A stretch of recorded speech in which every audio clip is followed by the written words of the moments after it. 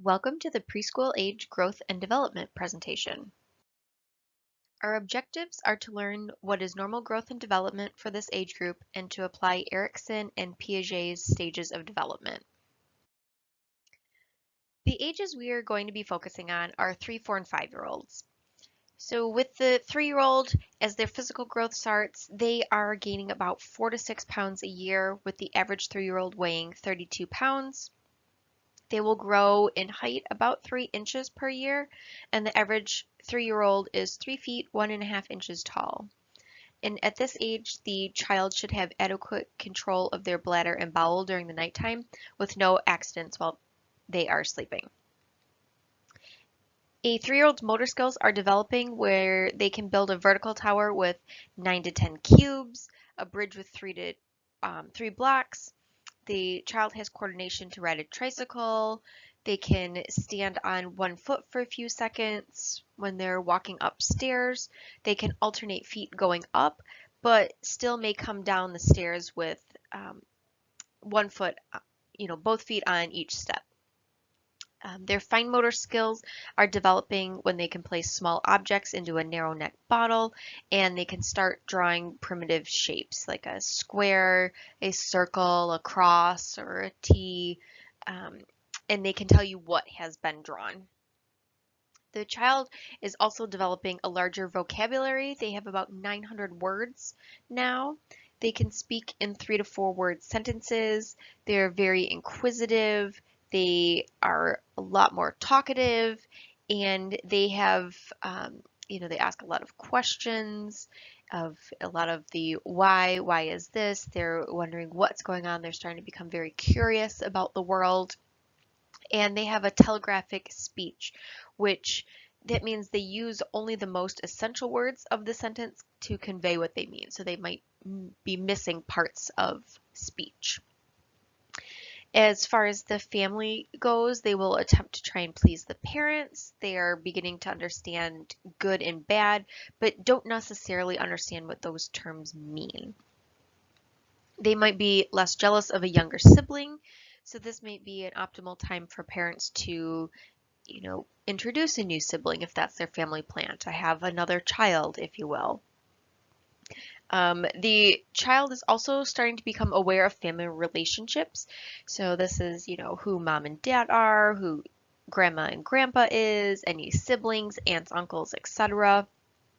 And then the boys identify more strongly with a father figure or a male figure in their life. And same thing with the girls, identifying more with that same-sex parent based on the discovery of their own genitalia. With the 3-year-old, they can start to dress themselves now. They might not be able to pick out the coordinating clothes, but they can put their shirt on, they can pull their pants on, they can put their shoes on, but the parent would just have to let them know which shoe goes on which foot. They do have an increased attention span, so they can, focus a little bit more. They're also able to feed themselves, either the finger foods or use simple fork and spoon. They can help with chores. They can help, set a table. They can understand to put the plate on the table or, put a cup on the table. They can also help dry dishes without breaking any. They have a little bit of understanding of time. So not necessarily, oh, it's 2 p.m., but they understand, time-oriented expressions. Talks about the past and the future, what happened yesterday, what might happen tomorrow, what's going on right now. So concept of time in that sense. And they still, they can have fears, especially this is when kids start developing their fear of the dark, going to bed, a dark room. So having a nightlight could be useful for the child's room at this age. And they begin to partake in parallel play. So they will be playing with another child next to them, but each child will be playing something different. They won't be cooperating and playing together. The 4-year-old has a average weight of 36.5 pounds. They are an average of 3 feet 4.5 inches tall. Their growth rate is very similar to that of the previous year, so they're growing an average of 3 inches and gaining 4 to 6 pounds. They have a potential to develop amblyopia. So this is the fancy term for a lazy eye.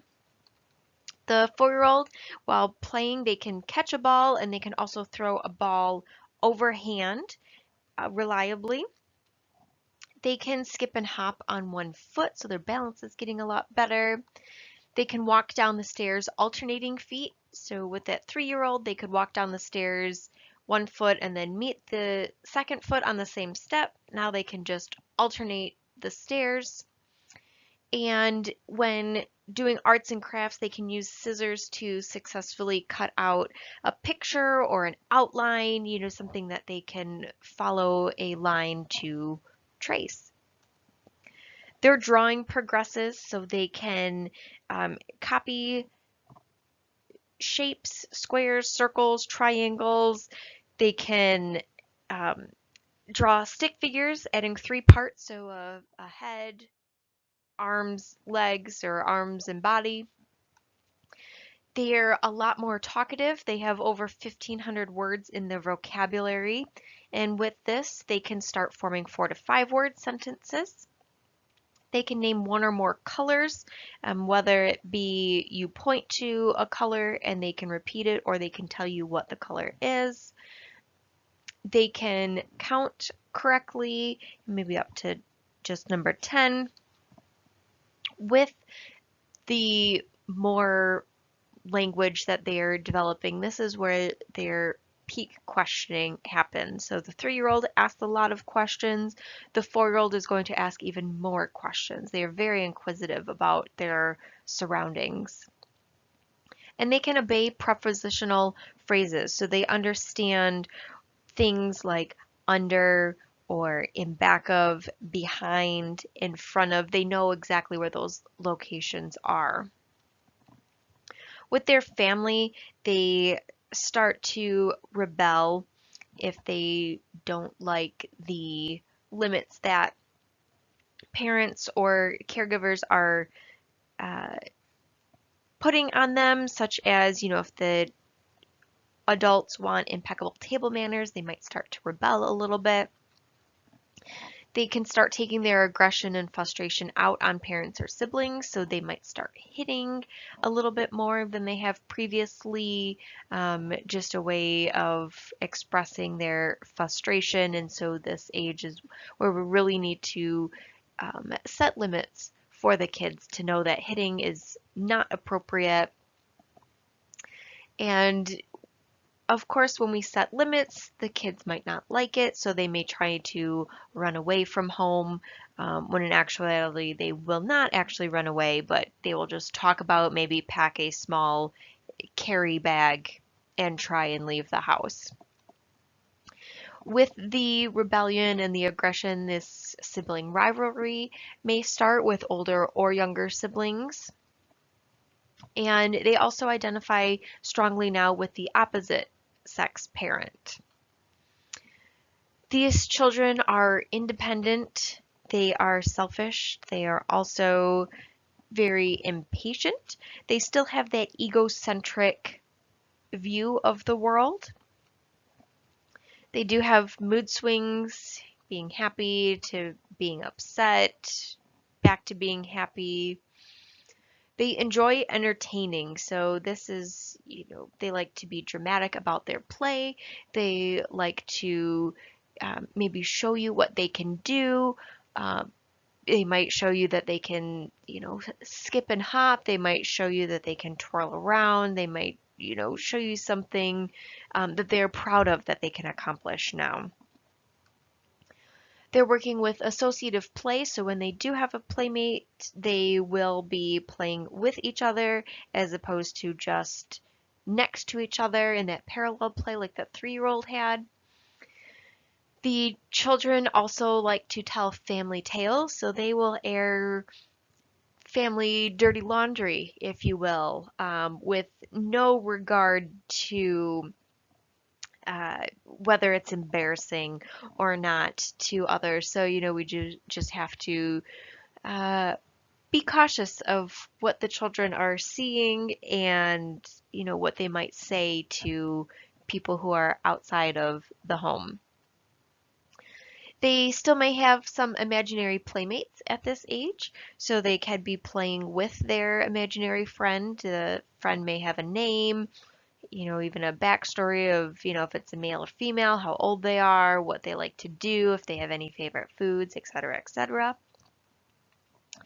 The child does have more intuitive thoughts, so they are understanding, their uh, own thoughts. And they are, like I mentioned before, they still are egocentric. They are less egocentric than a 3-year-old. They are becoming a little bit more socially aware that there are other people in the world, and they can obey limits when placed upon them. The 5-year-old has an average weight of 41 pounds, and they are approximately 3 feet 7.5 inches tall. They are have their dominant hand established. So most people are right-handed. So this is where, they're choosing to, what hand they write with, what hand they prefer, right? And at this age, eruption of permanent dentition may happen. So the child might start losing their teeth in the front first. Those bottom teeth may become loose and fall out. As far as their motor skills, they can now skip and hop on alternating feet, so they can add some motion and movement to skip, down the street, down the hallway, wherever they are. They can now throw and catch a ball well. They can jump rope. They can do, walking backwards with a heel to toe motion. They can balance on one foot with their eyes closed, so that cerebellum is really becoming developed now with that balance. They can walk backward. They can skate as well. They can tie their shoelaces. They know what shoe goes on which foot. Their writing improves, so now they can hold a pencil. They can use scissors. As far as their drawing, they can really copy more shapes, more intricate shapes like a diamond. They can add parts to the stick figure. They can, your stick figure basically now looks like a person as opposed to just maybe a face and some hands. They can also start working on their letters, so they might be able to print a few letters, maybe some numbers. They might be able to write their first name with help from an adult of how to spell their name. Their vocabulary is at about 2,100 words, so they're still increasing the words that they know every year. With that, they can form full sentences with 6 to 8 words and have all parts of speech in those sentences. They can name 4 or more colors. They also know time-associated words, which includes things, like days of the week, months, maybe even the year. They understand what that means. They understand morning, afternoon, evening, bedtime. They can follow 3 commands. And with the family, they may seek out a parent more often, so they might seem a little bit more clingy, if you will, to that parent. They, again, strongly identifies with parents of the same sex at this age, and they enjoy activities with that parent of the same sex. So even things, doing things around the house or maybe going to the park together, they want to be with that parent. They might choose, for example, the female child might want her mom to be reading stories to her at bedtime or throughout the day, or, playing whatever activities throughout the day. With the socialization and cognition, they are starting to become less rebellious than the 4-year-old. They are more settled with, their obeying of limits. They're independent still. They're more responsible. They're trustworthy. They have fewer fears, so maybe not as many fears of, like the 4-year-old was scared of the dark. They might be resolving that fear by 5 years old. And they're trying to be, people pleasers. They want to live by the rules. They want to, they're eager to do things right. They want to please the adults. They can care for them total selves, brushing their hair, uh, brushing teeth, getting dressed, using the bathroom, and the cleanup after the bathroom, washing their hands. They can care for that on their own. And at this age, we have 5 years old, they start going to school. They may start to notice some prejudice and bias in the world. And so this is where they start seeing, what's happening in their community and things like this. So how do you deal with the child to not develop those? Or how do you explain that to a 5-year-old in language that they would understand? In Erickson's stages of development, this is where the child is in the initiative versus guilt phase. So right now, these preschool age kids are in a state of energetic learning. They like to play, work, live life to the fullest, and feel a real sense of accomplishment and satisfaction in their activities. The conflict arises when the children overstep their limits of their ability and inquiry and experience guilt for not having behaved appropriately. So when they are punished or things like that for doing something wrong.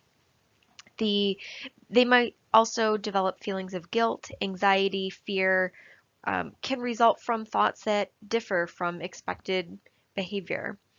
One of the biggest issues, if you will, that the child goes through with this stage of development is wishing that, one of their parents to be dead. This is just a normal thought as a sense of rivalry or competition developing between the child and that same-sex parent.